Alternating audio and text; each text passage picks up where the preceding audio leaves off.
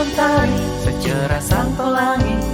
Sambutlah kami, sang pengubah negeri. Guru bergerak pasti, berbagi dan mengabdi. Religi dan mandiri, solusi untuk negeri. Bergerak cerdaskan bangsa, gotong royong dalam satu irama. Merdeka belajar siswa, cerdas dan berkarakter Pancasila. Taklukkan rintangan yang ada, percaya yang kuasa guru penggerak akan selalu ada untuk siswa Indonesia bahagia.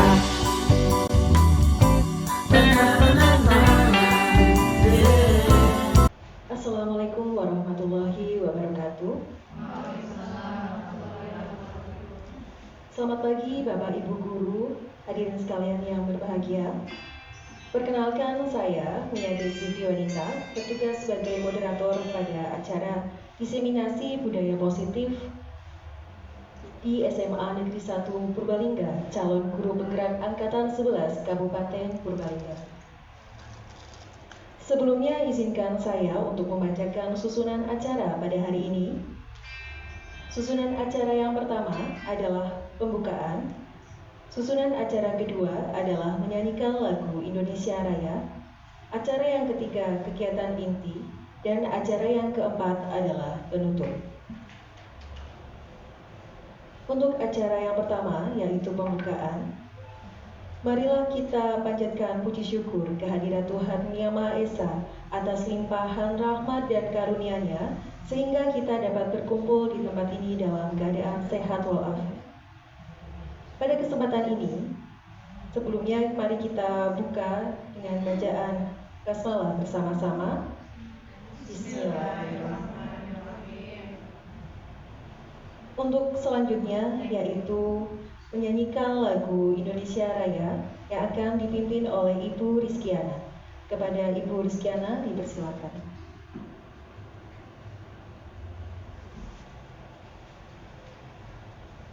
Hadirin dimohon untuk berdiri.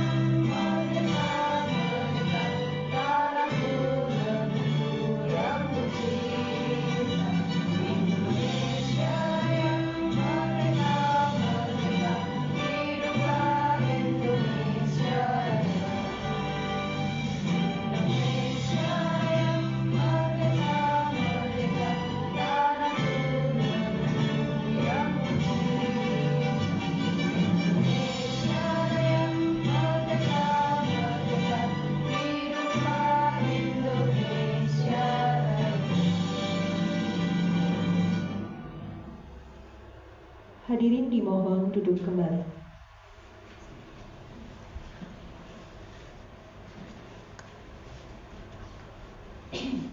Memasuki acara selanjutnya adalah acara yang sudah kita tunggu-tunggu oleh kita semua, diseminasi budaya positif yang akan disampaikan oleh 3 pemateri. Untuk pemateri yang pertama akan disampaikan oleh Ibu Hesti Riani Salasati, dilanjutkan dengan Ibu Dwini Nayaroh, dan yang terakhir oleh Ibu Triani Widyastuti sebagai calon guru penggerak Angkatan 11 Kabupaten Purbalingga. Langsung saja untuk pemateri yang pertama akan disampaikan oleh Ibu Hesti Riani Salasati. Kepada beliau disilakan. Assalamualaikum warahmatullahi wabarakatuh. Kita langsung mulai saja untuk diseminasi budaya positif hari ini. Tujuannya yang pertama itu budaya positif dapat diterapkan di sekolah. Guru dan tenaga pendidikan menjadi teladan dalam berdisiplin positif. Selanjutnya, guru memahami budaya positif dan nilai-nilai kebijakan universal. Guru dapat memahami kebutuhan dasar manusia. Guru dapat memahami teori hukum, konsekuensi dan restitusi. Guru dapat menjalankan keyakinan kelas. Guru dapat memahami 5 posisi kontrol dan menjalankan posisi kontrol sebagai manajer. Dan yang terakhir, guru dapat menjalankan segitiga restitusi dalam menangani kasus di sekolah. Budaya positif, seorang guru yang baik harus memiliki kemampuan dalam mewujudkan budaya positif di sekolah. Budaya positif tersebut dapat dijalankan dengan menerapkan konsep-konsep inti seperti disiplin positif, memahami motivasi, perilaku manusia berkaitan dengan hukuman, penghargaan, kebutuhan dasar, posisi kontrol seorang guru, pembuatan keyakinan sekolah atau kelas, dan penerapan segitiga restitusi dalam penyelesaian masalah. Ini seperti tujuan yang tadi sudah dibacakan sebelumnya, ya Bapak Ibu. Untuk selanjutnya, pada pagi hari ini, nanti pembicaranya kan ada 3, yang akan dibahas ada 6 macam. Yang pertama tentang disiplin positif dan nilai-nilai kebijakan universal. Yang kedua tentang teori motivasi, hukuman, penghargaan dan restitusi. Yang ketiga itu tentang keyakinan kelas. Yang keempat kebutuhan dasar manusia. Yang kelima posisi kontrol, dan yang terakhir tentang restitusi. Nah, untuk mempersingkat waktu, kita akan langsung masuk ke bagian yang pertama, yaitu tentang disiplin positif dan nilai-nilai kebijakan universal. Monggo Bapak Ibu bisa perhatikan gambar di depan. Tujuan kita bersama adalah menciptakan sekolah yang berpihak pada murid. Jadi murid memiliki kompetensi dan karakter Pancasila. Nah, itu merupakan tujuan utama dari suatu sekolah gitu ya. Nah, untuk menciptakan hal tersebut itu diperlukan beberapa hal. Yang pertama, pendidik reflektif, gemar belajar, berbagi dan berkolaborasi. Nah, di sini tadi yang pertama itu kan diperlukan pendidik yang bagaimana tadi itu yang reflektif dan gemar belajar. Nah, gemar belajar itu seperti yang sedang kita lakukan hari ini. Nah, kita dalam rangka untuk belajar bersama. Selain itu juga kita melakukan berbagi dan berkolaborasi. Ini yang salah satu yang kita lakukan hari ini, pagi hari ini. Nah, selanjutnya yang kedua yang dibutuhkan adalah pembelajaran yang berpusat pada murid. Nah, salah satu yang akan kita bahas tentunya akan berhubungan dengan hal tersebut, pembelajaran yang berpihak pada murid.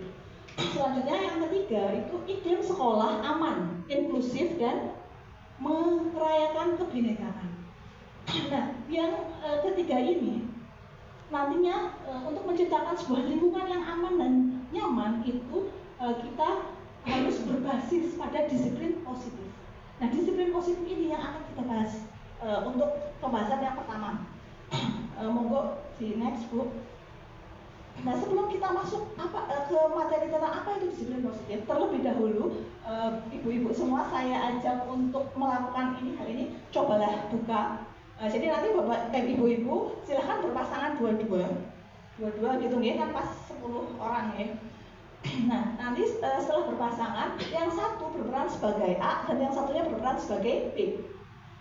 Tugas A itu adalah mengepalkan salah satu tangan. Terus bayangkan bahwa A menyimpan sesuatu yang sangat berharga di dalam kepalan tangannya.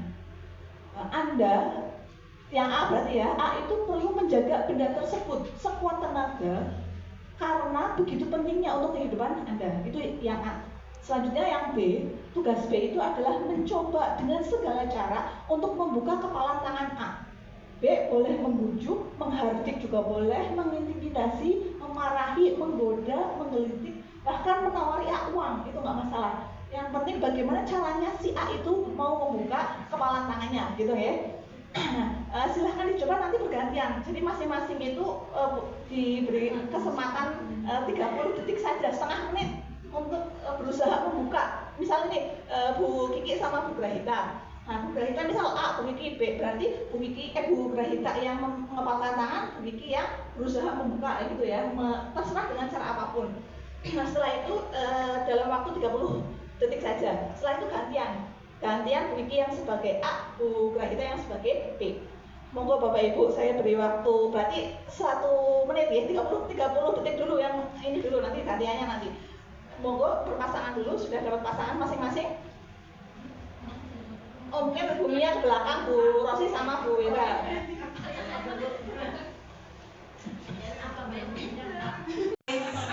Saya silakan. Oh ya, dia mau mixer dulu. Nah, silakan dicoba monggo.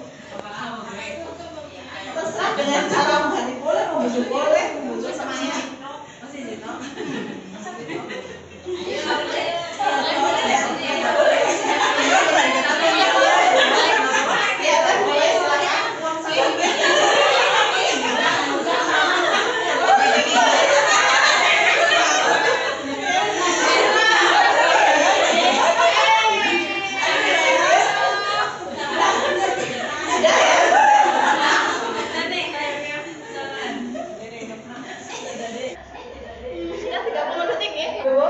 Selanjutnya bertukar peran.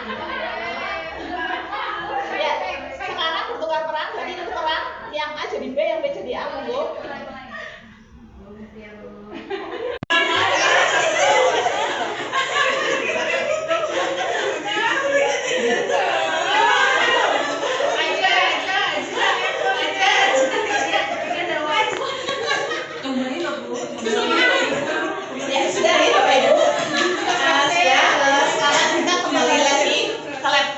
Dari apa yang sudah kita lakukan tadi, coba kira-kira tadi temannya itu apakah mau membuka atau tidak? Kalau mau membuka, apa alasannya? Monggo salah satu mungkin perwakilan.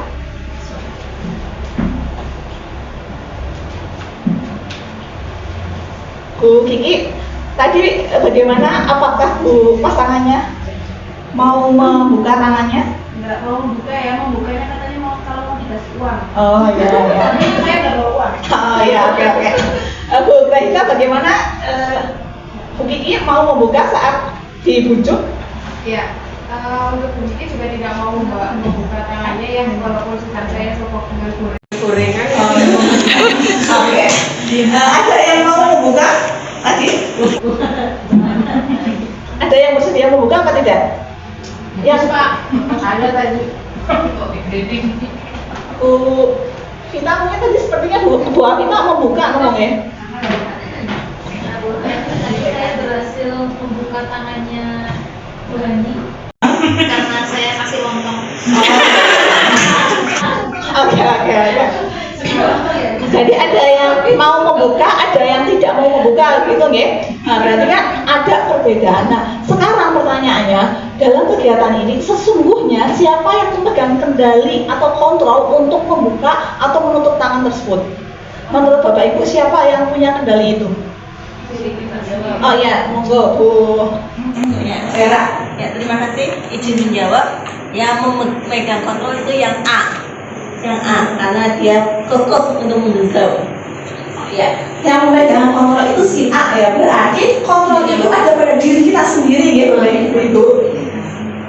Nah, jadi semua kontrol itu ada pada diri masing-masing orang.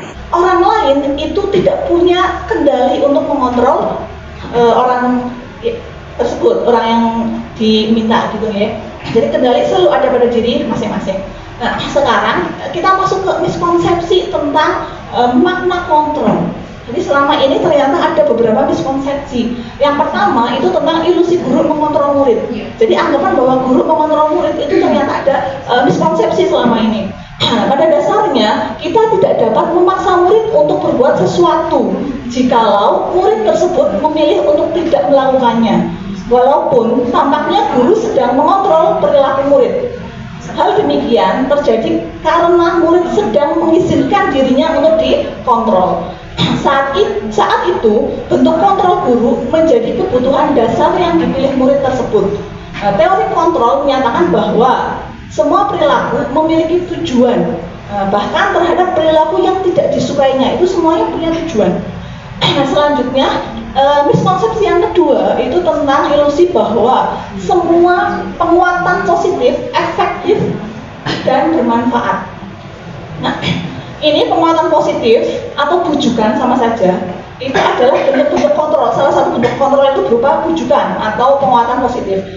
Nah, segala usaha untuk mempengaruhi murid agar mengulangi suatu perilaku tertentu adalah suatu usaha untuk mengontrol murid tersebut.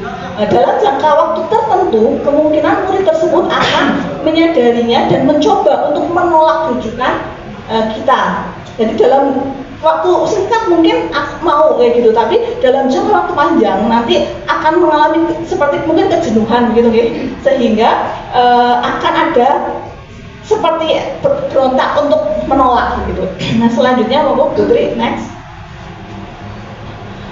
Nah, miskonsepsi yang ketiga itu ilusi bahwa kritik dan membuat orang merasa bersalah dapat menguatkan karakter. Nah, selama ini kita menganggap bahwa kalau kita membuat murid kita merasa bersalah itu nanti bisa menguatkan atau bisa mengubah karakter si anak tersebut. Nah, itu sebenarnya ada miskonsepsi di situ.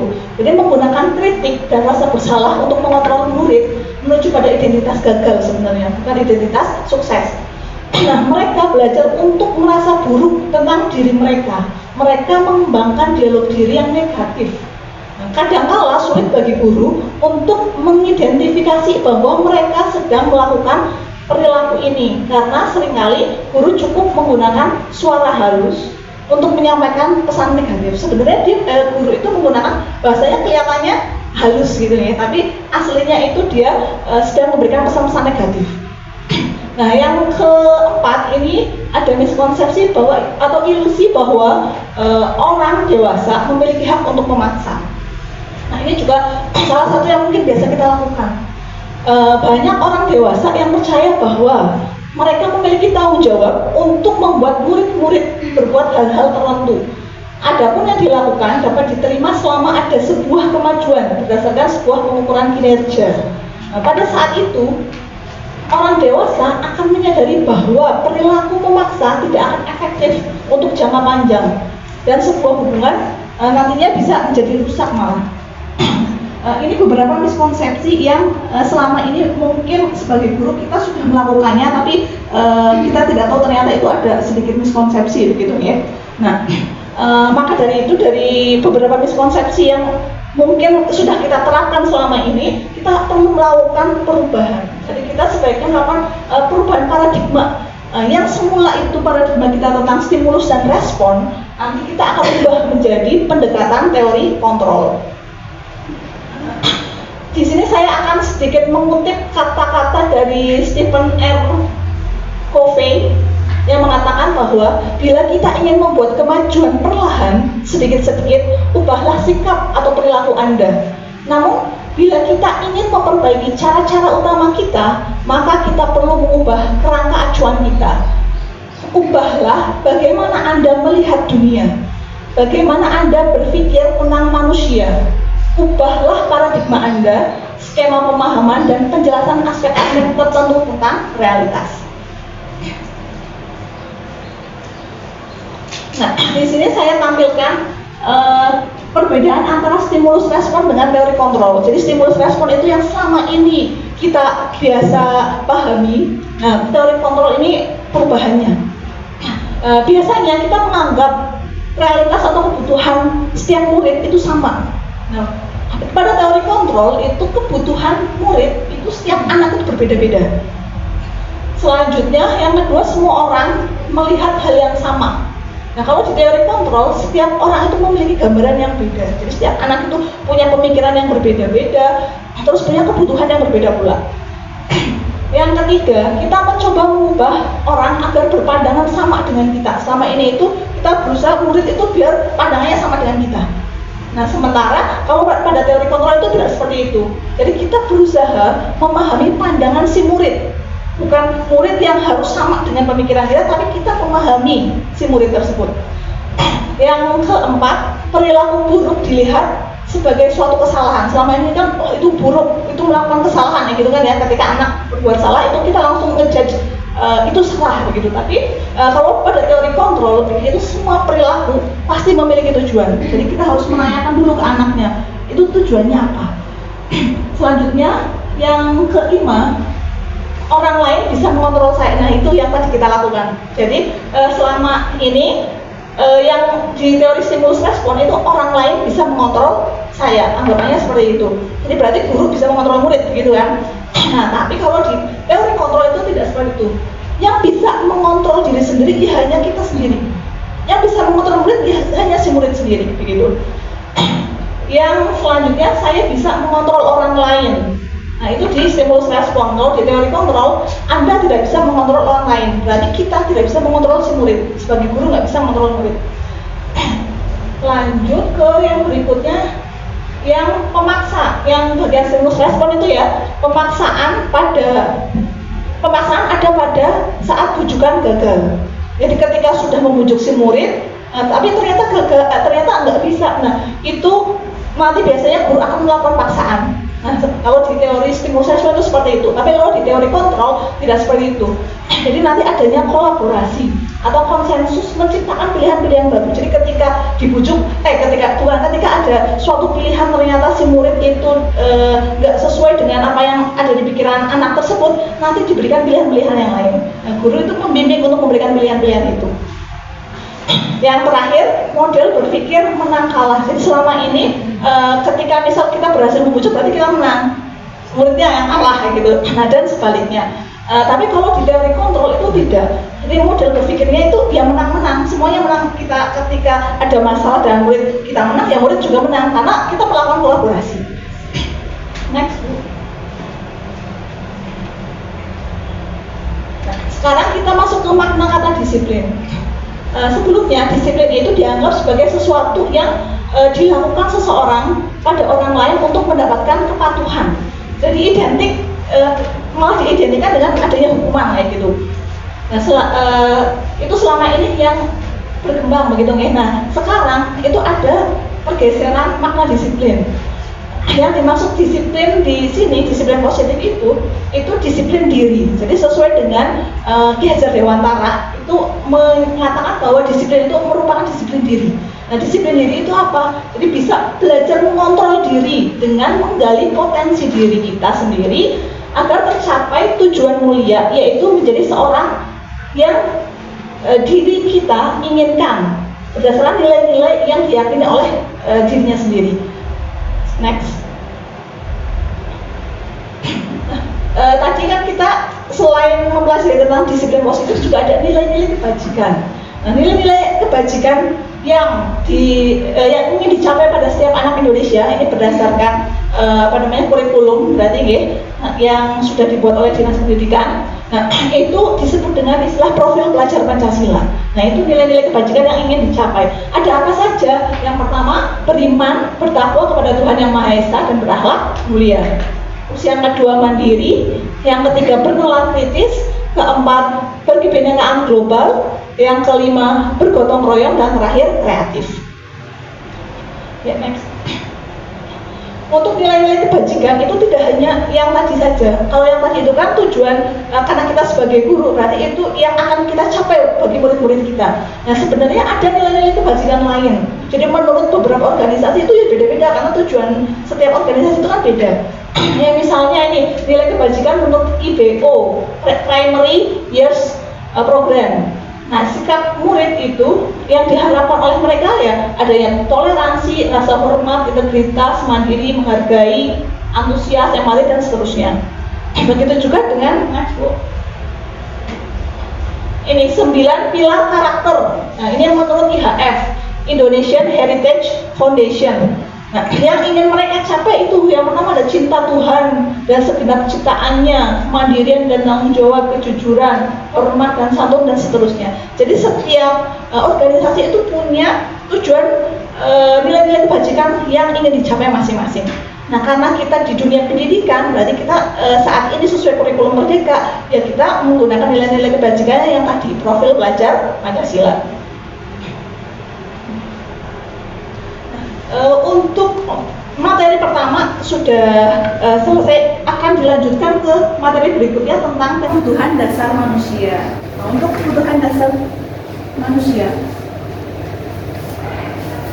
kebutuhan dasar manusia adalah segala sesuatu yang kita lakukan untuk mendapatkan apa yang kita inginkan. Seluruh tindakan yang kita lakukan memiliki tujuan tertentu dan semua usaha terbaik yang kita lakukan adalah dalam rangka agar kebutuhan dasar kita terpenuhi. Nah, ada 5 kebutuhan dasar manusia. Dan semua manusia itu memiliki kebutuhan dasar 5 ini. Yang pertama, kebutuhan untuk bertahan hidup. Nah, yang kedua, penguasaan. Yang ketiga, kasih sayang dan rasa diterima. Keempat, kebutuhan akan kesenangan, dan yang terakhir kebutuhan akan kebebasan. Nah, kebutuhan bertahan hidup itu kebutuhan yang bersifat fisiologis untuk bertahan hidup, misalnya kesehatan, rumah, dan makanan.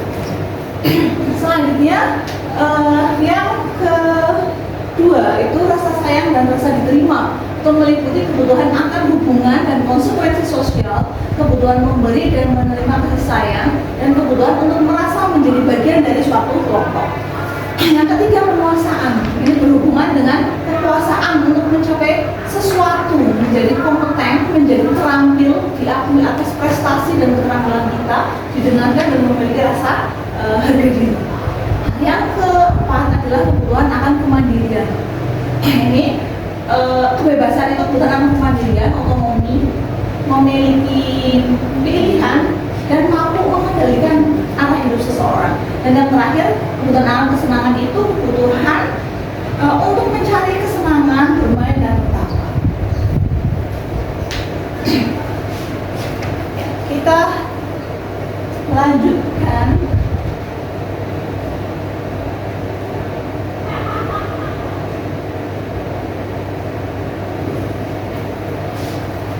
Ini ada beberapa studi kasus tentang kebutuhan dasar manusia.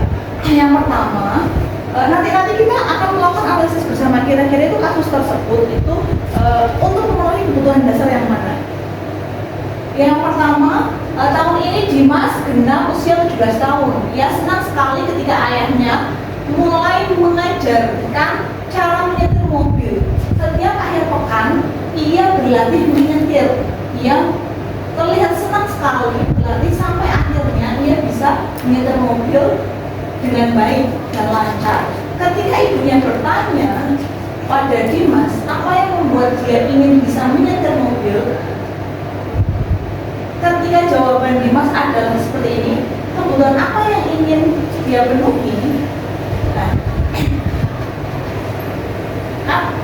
Jawabannya itu ingin bisa menyetir mobil. Berarti kebutuhan dasar apa menurut Bapak Ibu semua? Ya, kebutuhan dasarnya tepat sekali itu tentang kesenangan.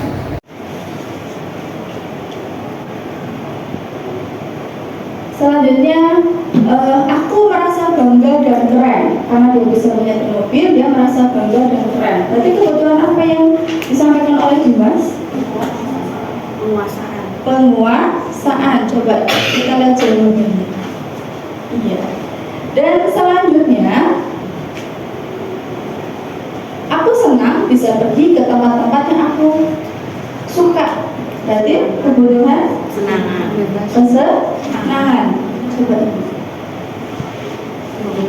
Jadi aku suka jalan-jalan ke tempat-tempat yang aku suka. Berarti kamu merasa bebas. Nah, itu adalah contoh-contoh dari 5 kebutuhan dasar yang ada pada setiap manusia. Nah, untuk selanjutnya tentang 5 posisi kontrol.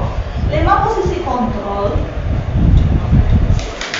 itu ada sebagai penghukum, yang kedua pembuat rasa bersalah, yang ketiga sebagai teman, yang keempat sebagai pemantau, dan yang terakhir sebagai manajer. Nah Bapak Ibu, saya akan menayangkan sebuah video yang berhubungan dengan posisi kontrol. Nah nanti ada video dari guru dan anak yang menerangkan sama, tapi posisi yang guru lakukan itu berbeda-beda. Nah ini silahkan Bapak Ibu simak bersama, dan nanti di akhir kita akan menganalisis bersama. Salam bahagia Ibu dan Bapak Guru hebat. Dalam penerapan disiplin positif restitusi, salah satu program yang dikembangkan adalah 5 posisi kontrol. 5 posisi kontrol dalam restitusi adalah proses perjalanan seorang pendidik agar dapat mengenali dirinya. Pada video kali ini, kita akan membahas tentang 5 posisi kontrol yang dikembangkan oleh Diane Gosser dan contoh penerapannya.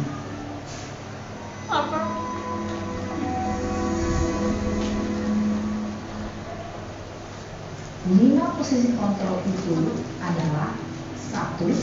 Posisi penghukum, 2. Posisi pembuat merasa bersalah, 3. Posisi teman, 4. Posisi pemantau atau monitor, dan 5. Posisi manajer. Untuk lebih memahami kelima posisi tersebut, mari kita saksikan kasus Naren yang terlambat hadir 20 menit di sekolah dan melihat bagaimana kelima posisi kontrol dalam menghadapi masalah tersebut.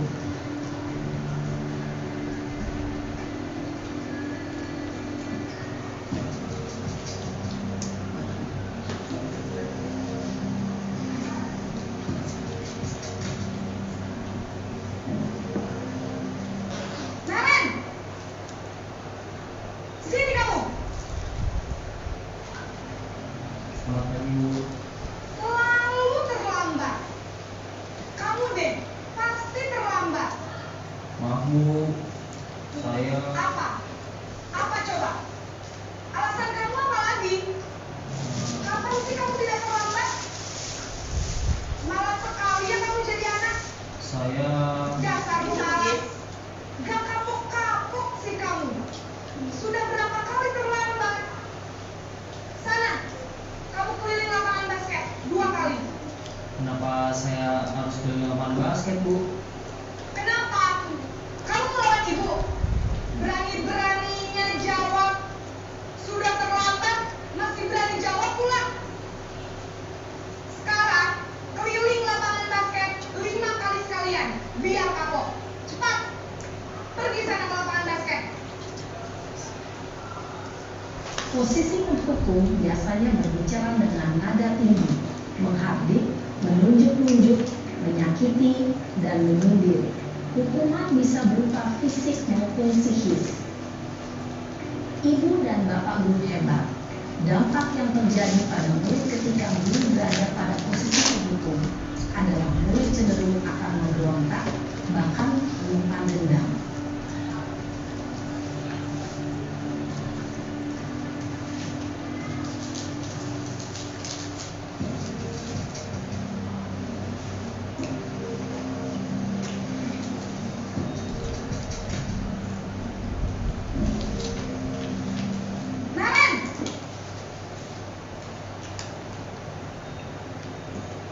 Selamat pagi Bu.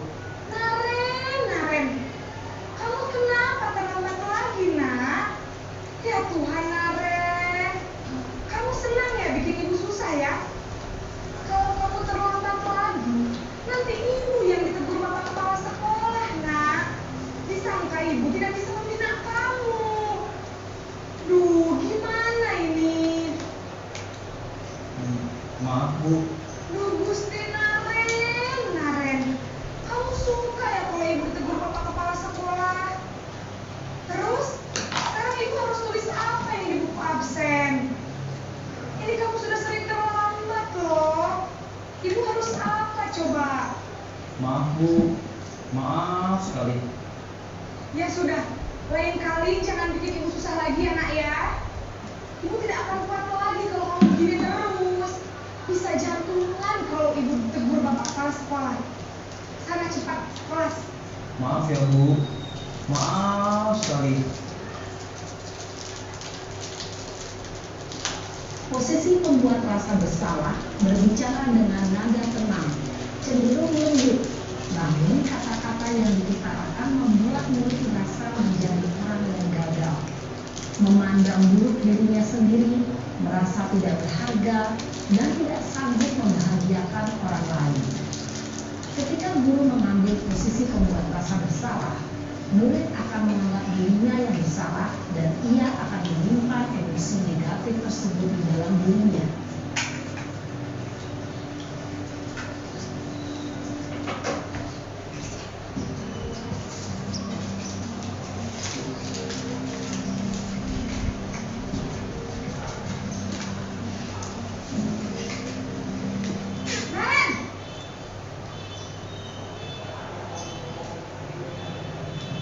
Selamat pagi Bu. Wah, sudah jam berapa ini nak? Selamat pagi ya sayang. Iya Bu, habis ibu saya lupa bangunkan saya Bu. Kamu malah menyalahkan ibu kamu. Kamu bukannya anak yang paling kencang. Kok terlambat sih?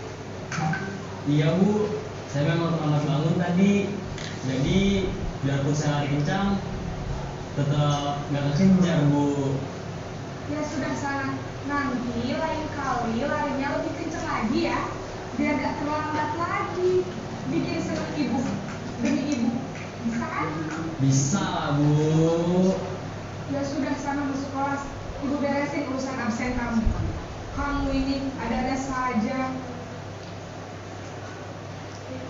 Dalam posisi teman, guru berbicara dengan nada suara ramah, akrab, cenderung bersenda gurau untuk menjaga suasana tetap santai. Murid akan merasa senang, aman, dan akrab dengan guru. Identitas yang tercipta adalah identitas sukses atau berhasil. Namun, perlu diingat, karena ini masih dorongan eksternal, maka ada faktor ketergantungan dan mirip kepada orang tertentu. Di sini, guru absennya, sehingga di lain waktu, murid bisa berperilaku baik, namun hanya kepada orang-orang tertentu saja.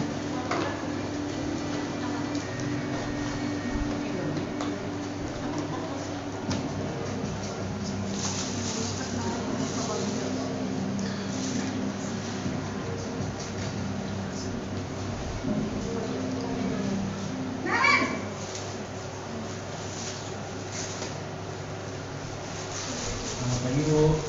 Naren, apa peraturan sekolah kita tentang jam berapa kita harus masuk sekolah? Kita harus di sekolah jam 7 Bu. Iya betul, sekarang sudah jam 7.20. Harus berapa konsekuensinya jika terlambat hadir? Paham Bu, saya harus tinggal kelas pas jam istirahat selama 20 menit. Iya benar, konsekuensinya demikian. Jadi nanti jam 9.30 pas istirahat, kamu harus tinggal di kelas, kerjakan tugas tambahan untuk ketinggalan kamu, ya? Baik Bu. Posisi komando mengandalkan penghitungan atau data untuk mengontrol murid. Guru mengarahkan murid berdasarkan peraturan dan konsekuensi. Seorang pemantau menunjukkan bahasa tubuh dan ekspresi wajah yang datar dan cenderung formal.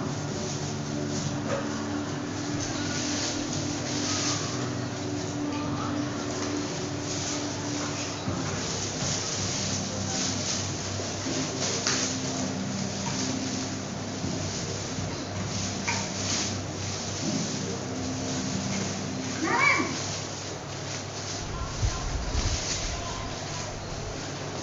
Selamat pagi Bu.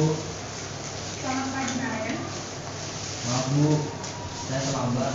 Iya, sekolah masuknya jam 7, sekarang sudah jam 7.20. Jadi sekarang bagaimana ini Naren? Maaf Bu, saya lupa dengan saya semalam. Baiklah, menurut kamu, keyakinan sekolah yang mana yang harus kamu tingkatkan? Menghargai diri sendiri dan orang lain mungkin ya Bu. Setuju. Jadi, apakah Naren yakin prinsip saling menghormati tersebut? Iya Bu, saya meyakininya. Apakah Naren bersedia memperbaiki masalah keseberangan data ini? Bersedia Bu. Bagaimana kalau akan memperbaiki masalah keseberangan data ini? Saya akan coba untuk tidak lupa menyetel alarm saya Bu. Baik, kalau Naren lupa menyala alarm di rumah, ada orang yang kira-kira bisa bantu mengingatkan tidak? Ada Bu, kakak saya, Kak Emma. Ada lagi selain Kak Emma? Selain Kak Emma, ada ibu saya. Baik, jadi yang mengingatkan Naren adalah Kak Emma dan ibu kamu ya. Kira-kira akan mulai ke alarm kapan nih Naren? Setelah pulang sekolah, akan segera saya lakukan. Baik, jadi Naren akan setel alarm untuk bangun besok pagi dan akan diingatkan oleh kakak dan ibu dan Naren ya. Ada lagi yang perlu dilakukan Naren agar tidak terlambat bangun lagi? Tidak ada Bu. Baik Naren, terima kasih untuk kerjasama kamu. Sekarang kamu perlu kembali ke kelas untuk belajar. Baik Bu, terima kasih.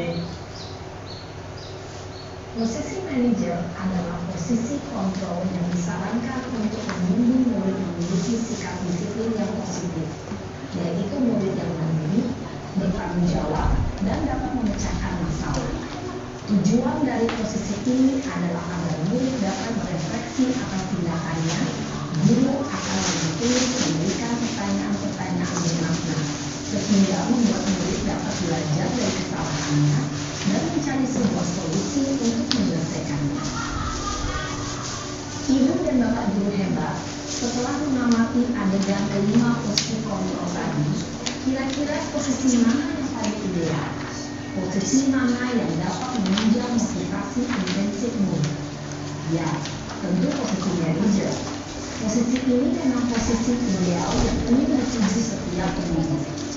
Pada posisi inilah, guru dapat menerapkan disiplin positif dan berpihak pada murid, dan memerdekakan murid. Perjalanan seorang pendidik tentunya tidak mudah untuk sampai pada posisi seorang manajer. Namun, tujuan kita pasti, yaitu menciptakan murid-murid yang mandiri, merdeka, dan bertanggung jawab. Semoga penggambaran 5 posisi kontrol yang telah diperlihatkan ini dapat menjadi ajang refleksi bagi kita semua, agar dapat terus mengasah dan menerapkan disiplin positif yang memerdekakan murid. Mari terus berlatih dan bersemangat. Selamat menerapkannya. Salam dan bahagia, Ibu dan Bapak Guru hebat.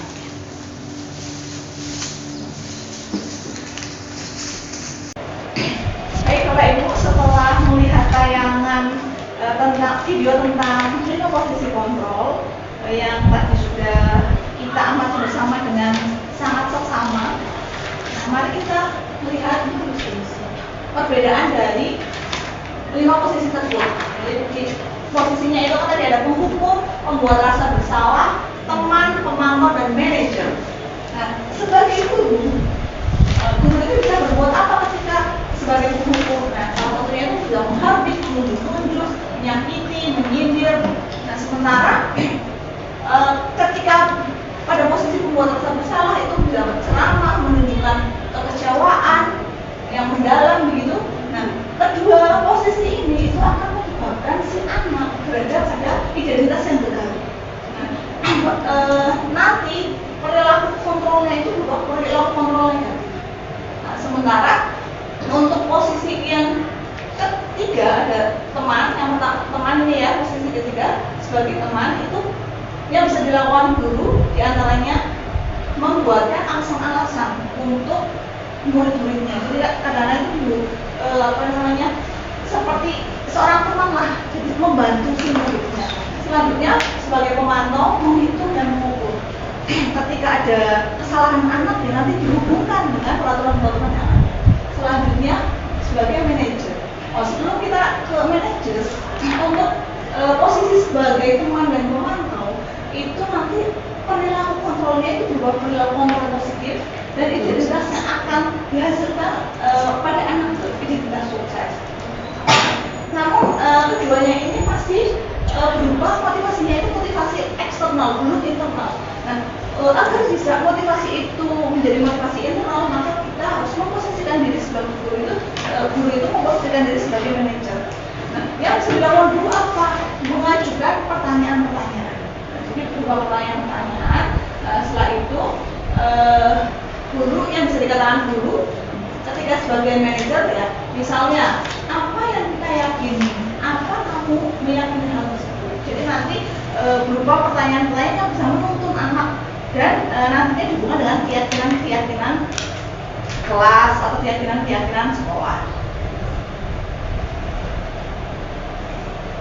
Nah, untuk hasilnya, ketika kita memposisikan diri sebagai manajer, hasilnya itu akan menguatkan watak atau karakter dari murid.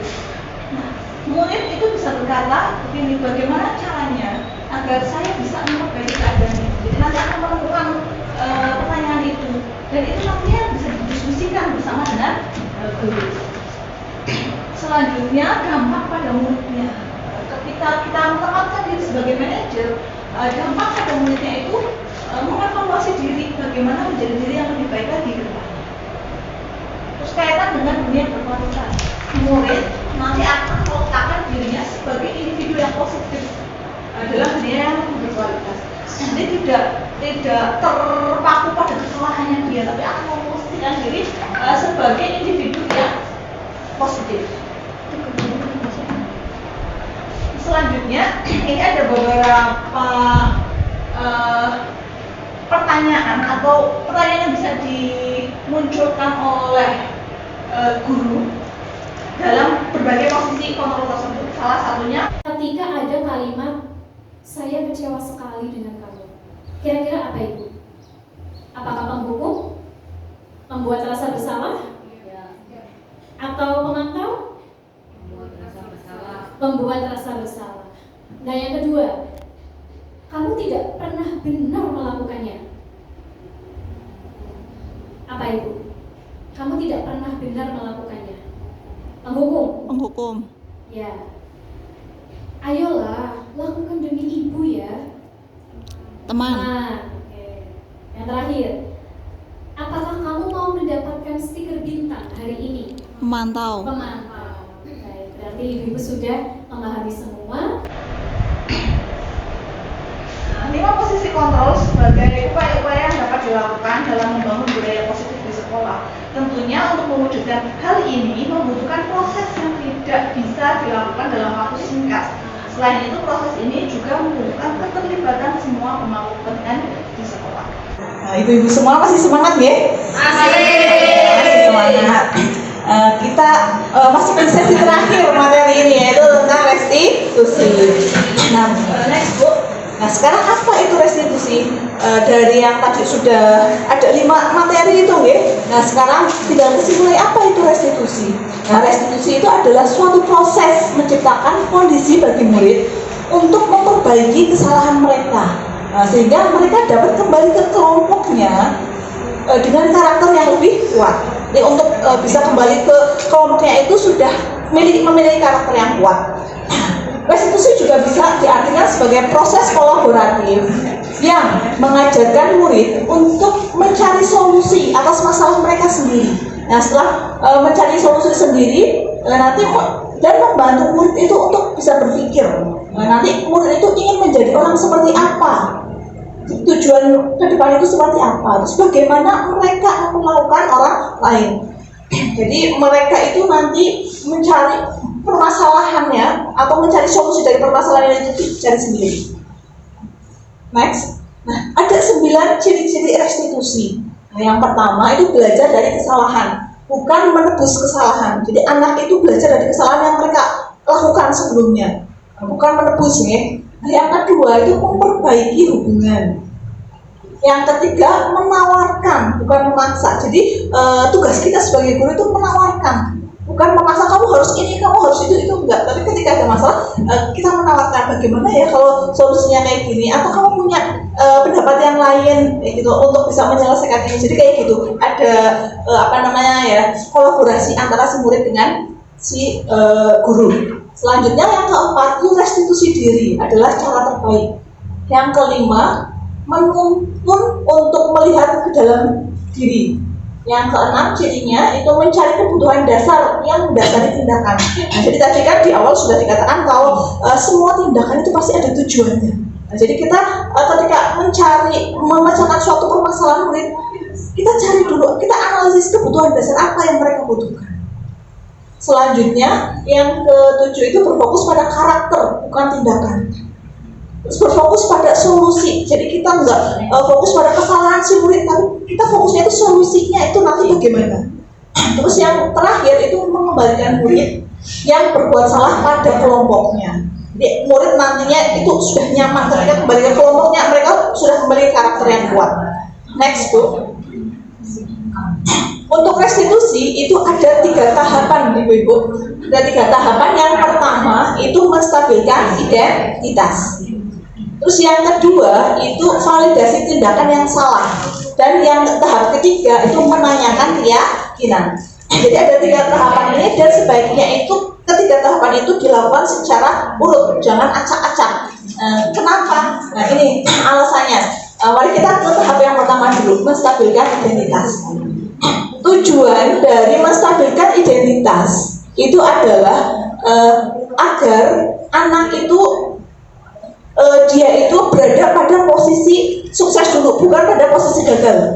Jadi anak arahkan untuk pada posisi sukses, bukan posisi gagal. Biar apa? Biar anak itu nyaman. Nah, jadi nanti kalau sudah nyaman, anak itu akan lebih mudah untuk menceritakan permasalahannya.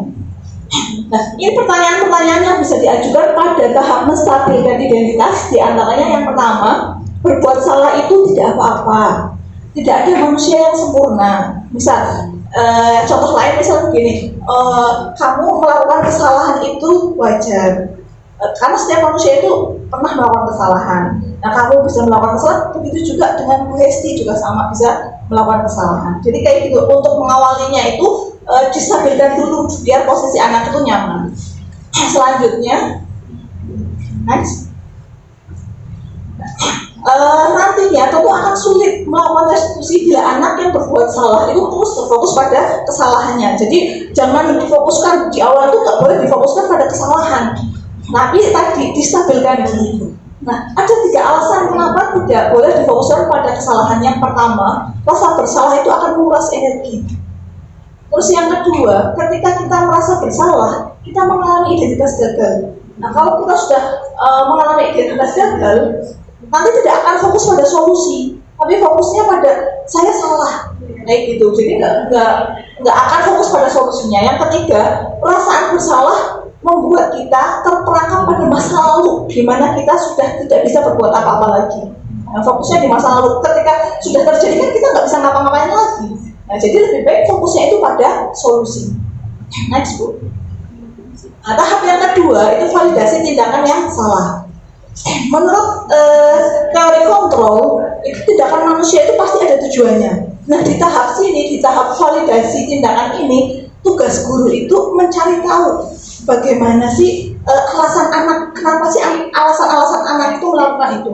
Jadi dicari tahu, dan nanti pertanyaan-pertanyaan yang bisa sampaikan ke anak itu misalnya, padahal kamu bisa melakukan yang lebih buruk dari ini ya, tapi kamu tidak melakukan itu, kayak gitu. Terus lagi, kamu pasti punya alasan mengapa melakukan hal itu. Kamu patut bangga pada dirimu sendiri karena kamu telah melindungi sesuatu yang menurut kamu penting bagimu.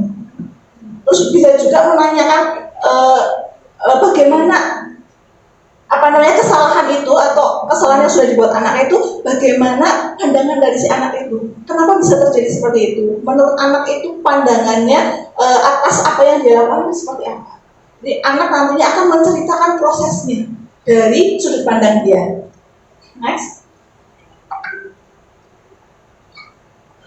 Next aja Bu.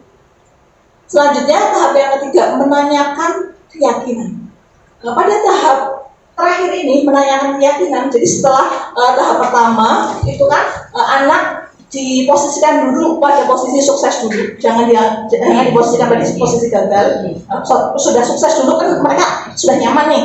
Nah, setelah itu tahap kedua itu kan mereka itu dicari tahu alasannya. Nah, guru mencari tahu alasan si murid itu. Nah, setelah mencari tahu, baru menanyakan atau menghubungkan dengan keyakinan yang ada, baik itu keyakinan di dalam kelas ataupun keyakinan di sekolah. Atau dalam hal ini sebenarnya peraturan gitu. Cuma kalau peraturan dan keyakinan itu sudah dijelaskan sebelumnya nih perbedaannya. Jadi lebih ke keyakinan kelas atau keyakinan sekolah.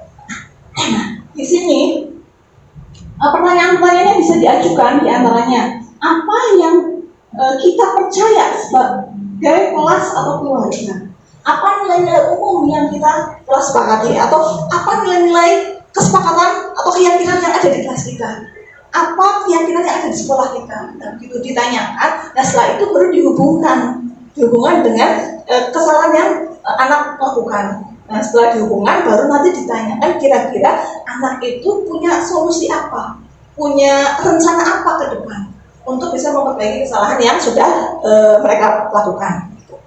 Ibu-ibu, berikut video tentang penerapan dari restitusi.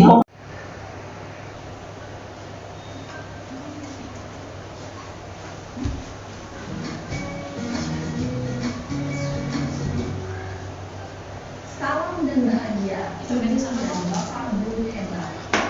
Pada video kali ini kita akan membahas tentang satu program disiplin yang diterapkan di lingkungan sekolah yang dikenal dengan nama restitusi.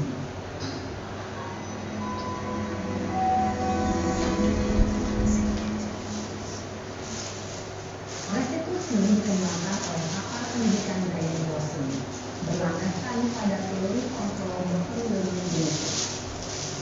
Segitiga restitusi adalah suatu proses dialog yang dijalankan oleh guru atau orang tua agar dapat menghasilkan murid yang mandiri dan bertanggung jawab. Pada saat guru posisi manajer, aspek yang dikembangkan pada murid adalah mengedukasi intensif, sehingga penanaman nilai-nilai kebaikan dapat tumbuh dan berkembang menjadi suatu kebiasaan positif yang akhirnya membentuk karakter murid. Proses dialog ini terdiri dari 3 langkah yang digambarkan pada ketiga sisi pada segitiga restitusi. Sisi pertama adalah menstabilkan identitas. Sisi yang kedua adalah validasi tindakan yang salah. Dan sisi yang ketiga adalah menanyakan keyakinan. Ibu dan bapak guru, berikut ini akan menunjukkan bagaimana seorang guru berada dalam posisi manajer menggunakan penerapan segitiga restitusi.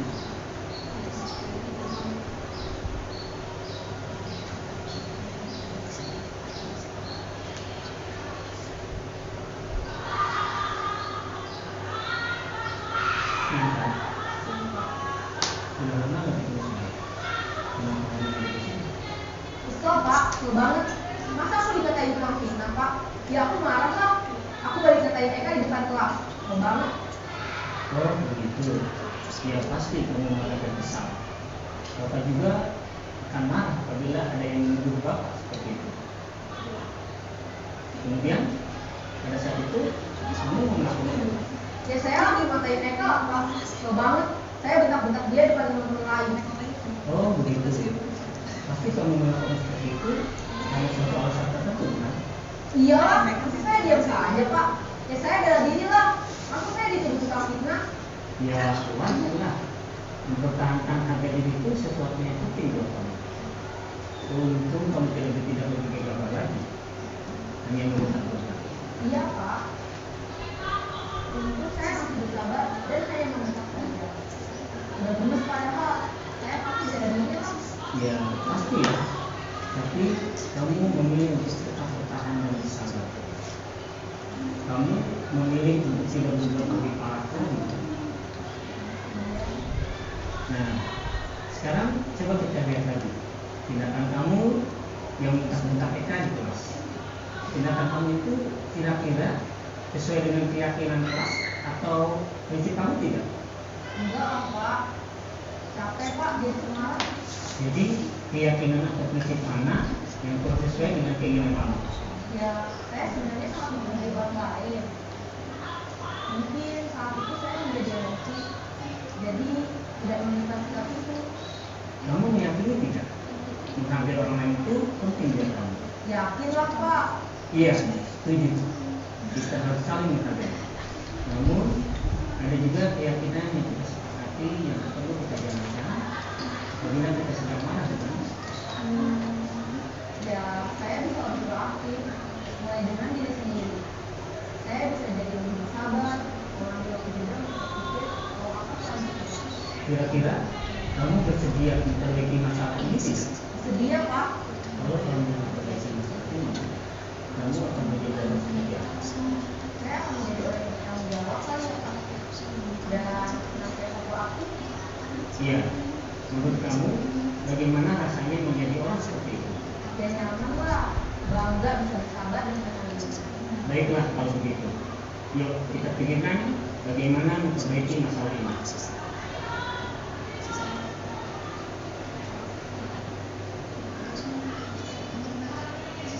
Ibu dan Bapak guru hebat.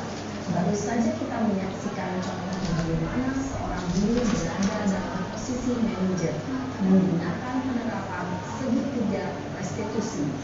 Mari kita bahas satu persatu.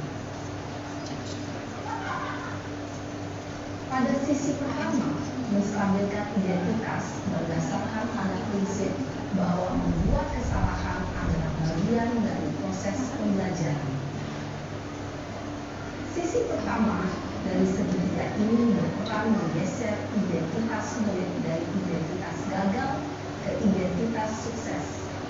Murid yang sedang bertingkah laku yang tidak pantas atau menarik diri saat itu sedang mengalami identitas gagal. Bila kita mengkritiknya, maka posisinya tidak akan berubah. Kita bisa mengajukan pernyataan ini. 1. Membuat kesalahan sesuatu yang wajar.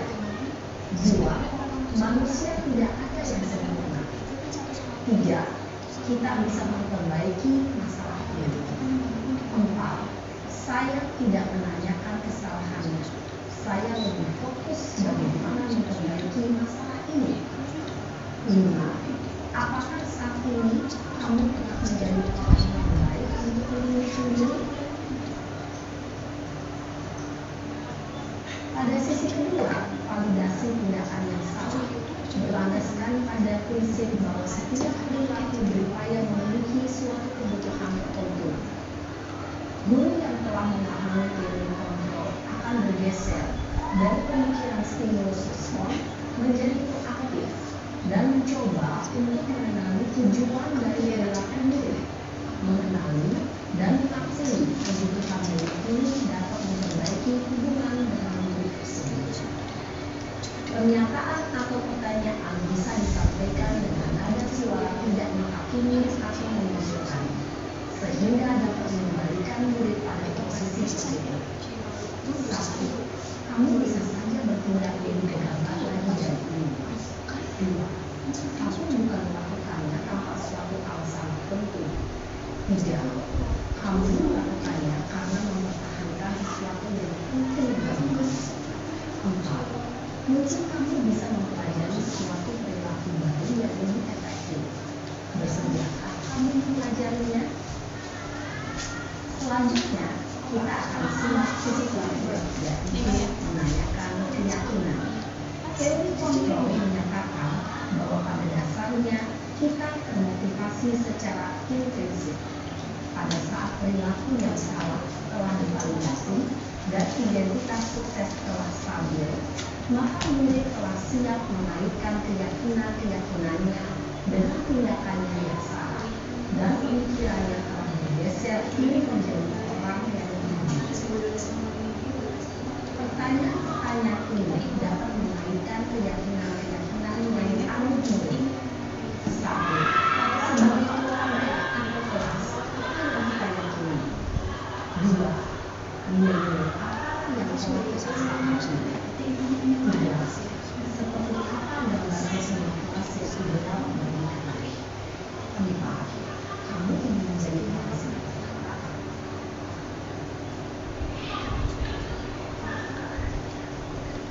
Dalam menerapkan segitiga restitusi, perlu memperhatikan beberapa Satu, perilaku yang salah ini dikaitkan dengan nilai-nilai atau keyakinan-keyakinan yang telah disepakati atau diuji. Dua, kesediaan orang yang melakukan kesalahan untuk memperbaiki masalah. Tiga, pemecahan masalah sebisa mungkin relevan atau memiliki hubungan dengan masalah yang ada. Empat, usaha ini adanya suatu usaha perbaikan dari pihak yang berbuat kesalahan. Lima, waktu perlu didedikasikan waktu dari pihak yang berbuat kesalahan. Tanyakan kapan akan mulai dilakukan usaha untuk memperbaiki masalah. Dengan memahami struktur penerapan segitiga restitusi, diharapkan guru dapat menetapkan posisinya sebagai manajer dengan mengajukan pertanyaan-pertanyaan bermakna yang dapat membuat murid menjadi lebih percaya diri, bertanggung jawab, dan mandiri.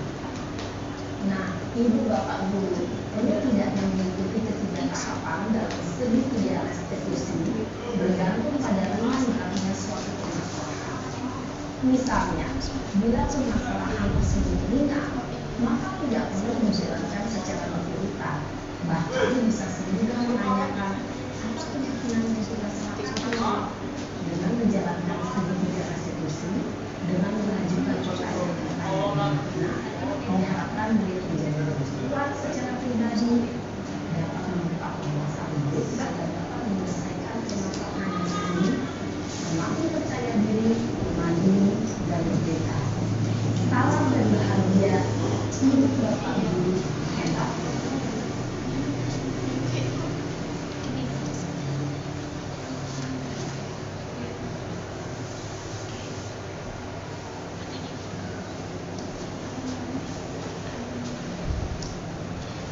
Bapak Ibu semua sudah melihat video tentang penerapan dari restitusi. Nah, dari video tersebut kita semua sudah bisa lebih gamblang bagaimana sih kita menerapkan restitusi pada anak ketika anak sedang mengalami permasalahan. Langkah-langkahnya tadi ada 3. Jadi semua harus dilalui dari tahap menstabilkan identitas, kedua memvalidasi perbuatan yang salah, dan yang terakhir menanyakan keyakinan. Nah, sekarang di sini ada sebuah kasus. Nah, mari kita melakukan analisis bersama untuk mengetahui kira-kira nanti posisinya apa, terus posisi kontrolnya apa, selanjutnya langkah restitusinya apa. Nah, kita lihat dulu ini kasusnya. Saya bacakan saja ya, Ibu. Yang pertama ini dari Pak Joko. Kebetulan sama dengan kepala sekolah kita. Pak Joko bilang begini, Mario, Adi, Bapak tadi dengar laporan dari guru piket di kantin. Sepertinya kalian dalam masalah ya. Ada yang bisa Bapak bantu? Apa yang terjadi? Mario dan Adit, iya Pak. Tadi pada jam istirahat pagi, kami main lempar-lemparan makanan di kantin. Tapi tidak sengaja malah kelempar kena wajah Bu Dina, kepala sekolah, ketika beliau sedang berjalan. Pak Joko, kalian main lempar-lemparan makanan di kantin kena wajah Ibu Dina ketika beliau sedang lewat? Mario, iya Pak, dengan wajah sedih dan muka menunduk. Pak Joko, Adi, ada informasi yang kamu mau tambahkan? Adi, kami tidak bermaksud melakukannya, tapi kami tidak sengaja. Pak Joko, apa kalian tahu kalau kalian berada dalam masalah sekarang? Mario dan Adi, iya. Baiklah, Bapak di sini bukan untuk mencari siapa yang salah. Bapak di sini untuk mencari penyelesaian sama-sama, berpikir sama-sama tentang apa yang bisa kita lakukan untuk memperbaiki situasi ini. Kalian pasti melakukan itu ada alasannya ya. Pasti seru ya main lempar-lemparan makanan begitu. Iya Pak. Ya, Bapak bisa melihat kalian merasa senang melakukannya. Tetapi yang kalian lakukan merugikan orang lain, sehingga sekarang kalian dalam masalah. Iya Pak. Sekarang mari kita bicarakan tentang keyakinan kelas dan keyakinan sekolah kita. Apa yang kita percaya, yang mana yang kalian belum tunjukkan? Mario, kita harus bersikap baik satu sama lain. Adi, menghormati orang lain dan menghormati dirimu sendiri. Terus Pak Joko bilang, kalian berdua ingat dengan baik keyakinan kelas kita. Kita kembali pada ketika kalian main lempar-lemparan makanan dan mengenai Ibu Dina. Apakah ketika kalian melakukan itu kalian menghormati orang lain dan lingkungan? Mario dan Adi menjawab, tidak. Pak Joko, tapi kalian mendapat rasa senang. Menurut Bapak, ada cara untuk mendapatkan rasa senang tanpa merugikan orang lain. Bagaimana menurut kalian? Mario dan Adi, iya Pak. Pak Joko, nah sekarang mari kita selalu mengindahkan keyakinan kelas kita. Besok kita ke kantin dan kalian bisa berperilaku lebih baik lagi. Nah, itu kasusnya. Sekarang pertanyaannya, dari 5 posisi kontrol, posisi mana yang diperhatikan oleh guru? Kira-kira posisi apa? Sebagai teman, sebagai pemantau, sebagai manajer, penghukum, atau satunya lagi sebagai apa tadi satunya lagi? Membuat rasa bersalah. Kira-kira yang mana menurut Bapak Ibu semua? Ini sepertinya mau menjawab. Pak Joko tadi berperilaku sebagai manajer.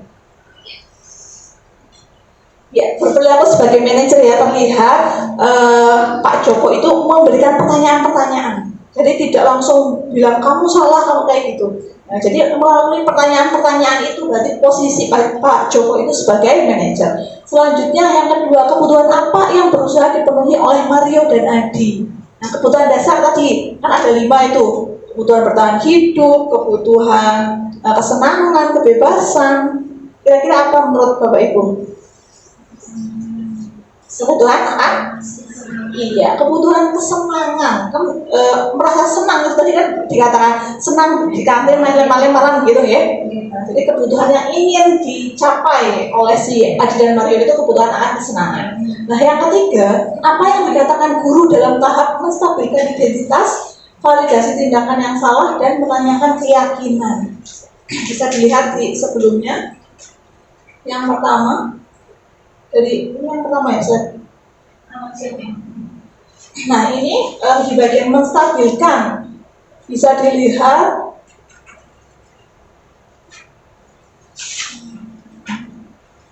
nah itu baiklah Bapak di sini bukan untuk mencari siapa yang salah. Nah jadi kayak gitu, ada kata-kata biar anak itu tidak merasa dipojokkan. Nah itu di tahap pertama menstabilkan. Nah selanjutnya tahap yang kedua menanya, berarti memvalidasi tindakan yang salah. Nah ini bisa dilihat di mana kira-kira?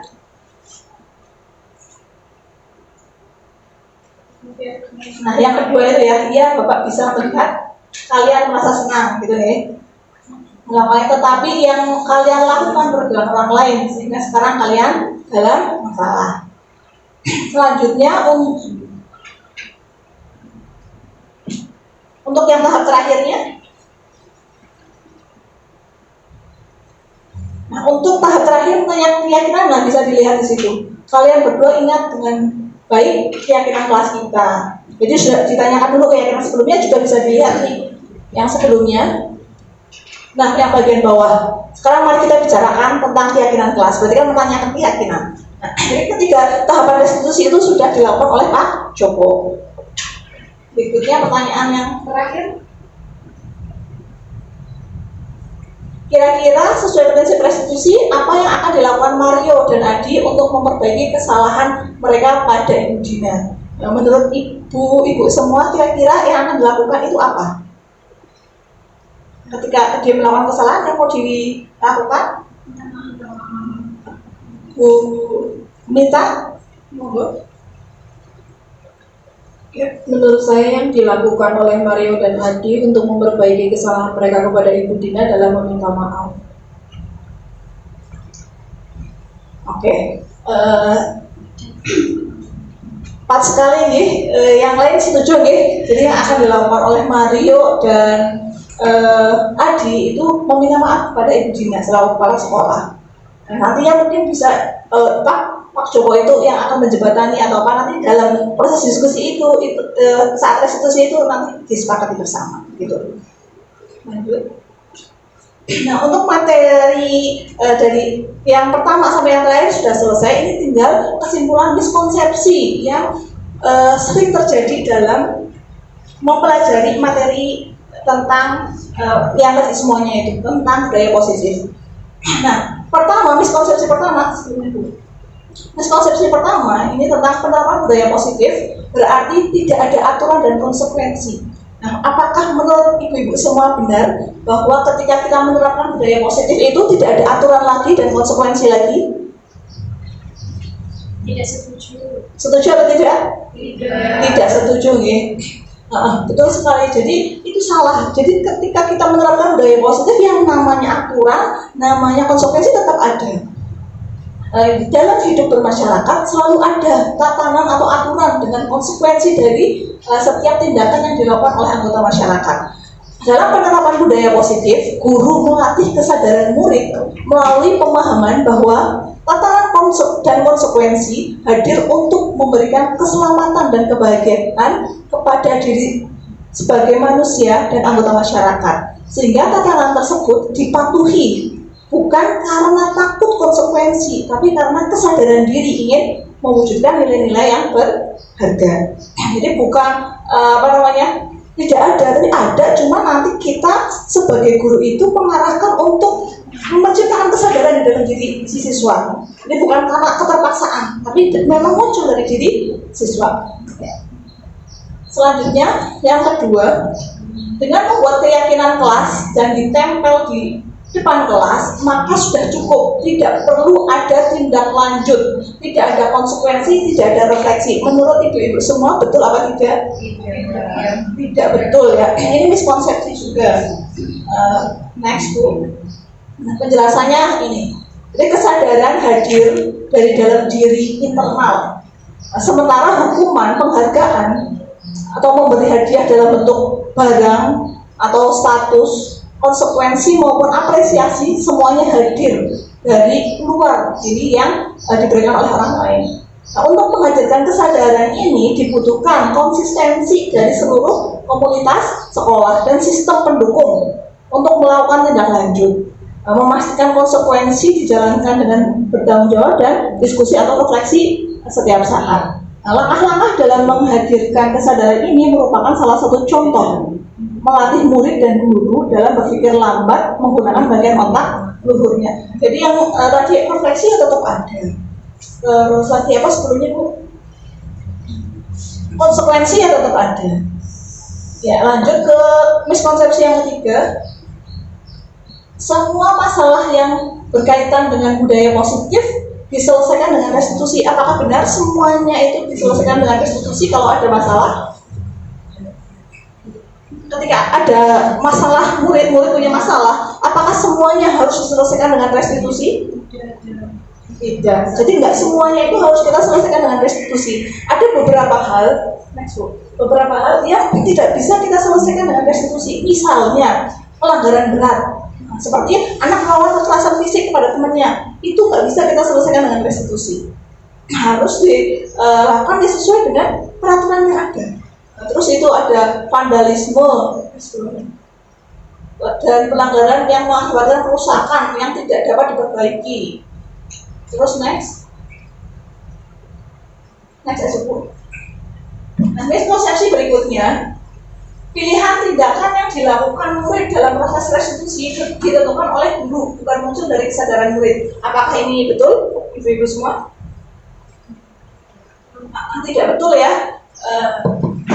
Untuk tindakan yang dilakukan murid harus muncul dari diri si anak, si murid sendiri, bukan dari guru-guru. Itu hanya memberikan beberapa tawaran-tawaran saja yang kira-kira itu masuk akal gitu, tapi semuanya akan dikembalikan ke murid yang akan merencanakan yang murid sendiri.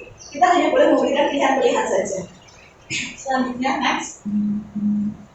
Miskonsepsi berikutnya, jika murid sudah mendapatkan restitusi, maka ia tidak perlu lagi mendapatkan konsekuensi dari aturan yang ada. Apakah itu? Setuju atau tidak, ibu-ibu? Kalau sudah melakukan restitusi, itu tidak perlu melakukan konsekuensi. Tidak, ya, tetap harus melakukan konsekuensi sesuai dengan aturan yang sudah disepakati bersama. Restitusi itu hanya sebuah jalur itulah ya, jalur biar anak itu menyadari kesalahannya, terus nanti dia punya cara untuk memperbaiki dan tetap dihubungkan dengan konsekuensi yang sudah ada di dalam kelas itu.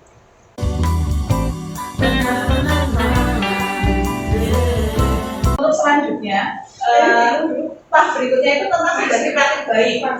Kami melakukan berbagai praktik baik itu pada penerapan segitiga restitusi. Nah, untuk video penerapan restitusi yang sudah saya lakukan itu bisa ibu-ibu semua saksikan, monggo silakan dibuka itu.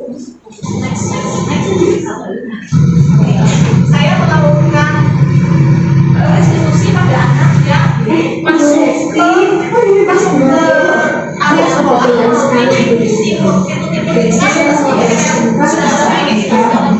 pintu keluar di bagian ini banyak anak yang itu kan membahayakan murid sendiri dan membahayakan orang lain yang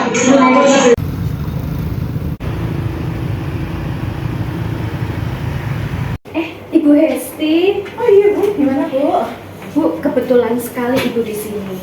Bu Hesti, saya mau ngobrol sebentar, bisa? Bisa banget Bu, monggo, gimana? Gini loh Bu, kemarin kan saya piket. Nah, terus kok saya menjumpai Luna. Ibu wali kelasnya Luna kan ya Bu? Iya betul.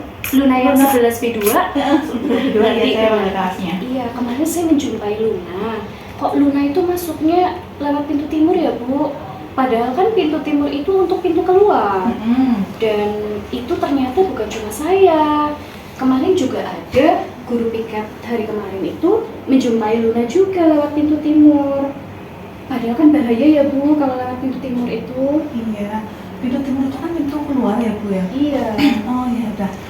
Apa nanti saya itu saja ya Bu, saya panggil lah nanti setelah istirahat pertama nanti saya panggil, saya cari tahu kenapa Luna bisa lewat pintu timur. Berarti sudah lebih dari 2 kali atau gimana? Atau mungkin lebih, iya, karena bukan hanya saya yang menjumpai. Iya, beberapa guru menjumpai.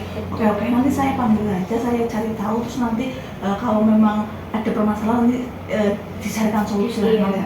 Mohon juga Ibu Hesti kan wali kelas ya, nanti bisa memberikan masukan ke Mbak Luna. Oke, cuma itu saja sih Bu. Pas kebetulan saya ketemu Ibu di sini. Assalamualaikum Ibu. Waalaikumsalam. Silakan duduk dulu Mbak Luna. Terima kasih Ibu. Mbak Luna, bagaimana kabarnya hari ini? Baik. Alhamdulillah baik. Alhamdulillah ya. Mbak Luna tahu tidak kenapa Bu Hesti memanggil Mbak Luna hari ini? Sebetulnya saya tahu Bu, karena saya masuk sekolah lewat gerbang timur atau gerbang keluar ya Bu. Iya betul. Nah, jadi begini loh Mbak Luna, setiap orang itu kan bisa melakukan kesalahan. Mbak Luna pernah melakukan kesalahan, Bu Hesti juga sama pernah melakukan kesalahan. Namun tidak masalah. Di manusia melakukan kesalahan itu wajar, tidak masalah. Tinggal bagaimana ke depannya itu kita memperbaiki apa yang sudah kita lakukan. Oke, begini Mbak Luna. Jadi sebelumnya Hesti itu mendapat laporan dari guru piket. Kemarin katanya Mbak Luna masuk lewat gerbang timur, padahal itu kan gerbang keluar. Nah itu cukup membahayakan ya Mbak Luna kalau di pagi hari. Nah katanya guru piket, kan melakukan saya karena saya itu wali kelasnya kamu. Nah katanya itu kamu di minggu ini sudah 3 kali ya, benar? Seperti itu Mbak Luna? Benar Ibu. Coba sih kamu ceritakan sama Bu Hesti kenapa kamu melakukan itu. Sebelumnya Ibu, saya minta maaf banget ya Bu. Saya tuh akhir-akhir ini suka begadang buat nonton film. Soalnya tuh film-film sekarang tuh episode lagi seru-seru banget. Jadinya saya begadang sampai tengah malam. Jadinya saya tuh bangunnya lebih telat lagi daripada biasanya. Terus saya masuknya jadinya lewat gerbang timur atau gerbang keluar karena kelas saya tuh lebih deket dari gerbang timur daripada gerbang masuk Ibu. Oh seperti itu ceritanya. Nah, Mbak Luna tahu peraturan yang ada di sekolah kita? Saya tahu Bu bahwa saya atau murid-murid lain itu harus melakukan masuk sekolah lewat gerbang barat atau gerbang masuk Ibu. Iya, masuknya itu dari gerbang barat ya, bukan gerbang timur. Nah, Mbak Luna itu meyakini tidak dengan aturan tersebut? Saya meyakini Bu, karena kalau kita masuk lewat gerbang timur atau gerbang luar bisa membahayakan saya ataupun orang lain Bu. Iya, betul sekali. Nah sekarang Mbak Luna coba ingat kembali apa keyakinan di kelas kita. Yang saya tahu disiplin dan bertanggung jawab. Disiplin dan bertanggung jawab. Nah terkait hal tersebut, coba Mbak Luna kira-kira wah ke depan itu mau melakukan apa biar bisa lebih baik lagi. Kan Mbak Luna tadi sudah masuknya itu dari gerbang timur, sudah tahu peraturan sekolah, sudah tahu peraturan di kelas kita. Coba sekarang Mbak Luna pikirkan kira-kira ke depannya itu Mbak Luna mau melakukan apa biar nanti lebih baik. Dari kesalahan saya, mungkin saya akan melakukan tidak melakukan pulang dengan tengah malam sehingga saya tidak terlambat lagi untuk bangunnya dan bisa bangun lebih awal agar bisa masuk lewat gerbang barat atau gerbang masuk Ibu. Lalu saya akan lebih disiplin lagi tentang waktu saya dan juga tidak akan membahayakan lagi kondisi saya ataupun orang lain, dan saya akan menjadi orang yang bertanggung jawab agar bisa menjadi siswa yang lebih teladan lagi. Wah itu bagus sekali rencananya Mbak Luna. Bu Hesti apresiasi sekali Mbak Luna punya rencana seperti itu, menjelaskannya dengan baik, detail. Nah, Bu Hesti berharap ke depannya itu Mbak Luna bisa lebih baik lagi dengan melakukan yang direncanakan. Pasti Bu Hesti yakin sekali Mbak Luna bisa lebih disiplin lagi, lebih bertanggung jawab lagi, gitu ya Mbak Luna. Nah, sekarang ini masih ada waktu untuk istirahat. Bu Hesti minta maaf tapi sudah mengambil waktu kamu. Bu Hesti mengucapkan terima kasih sekali Mbak sudah bersedia Bu Hesti panggil dan mengambil waktunya untuk istirahat. Sekarang Mbak Luna bisa melanjutkan istirahatnya lagi. Nah, habis ini masih ada pelajaran ya? Masih ada Ibu. Terima kasih banyak ya Ibu atas sarannya. Terima kasih ya. Wassalamualaikum Ibu. Waalaikumsalam. Assalamualaikum warahmatullahi wabarakatuh. Perkenalkan, nama saya Luna Rizky Asifa dari kelas 11B2. Setelah melakukan praktik segitiga restitusi, saya merasa tidak dipojokkan oleh guru dan tercipta suasana yang lebih nyaman. Saya juga menemukan sendiri kesalahan yang telah saya perbuat dan saya melakukan rencana perbaikan atas kesalahan saya secara mandiri. Sekian dari saya, terima kasih. Wassalamualaikum warahmatullahi wabarakatuh.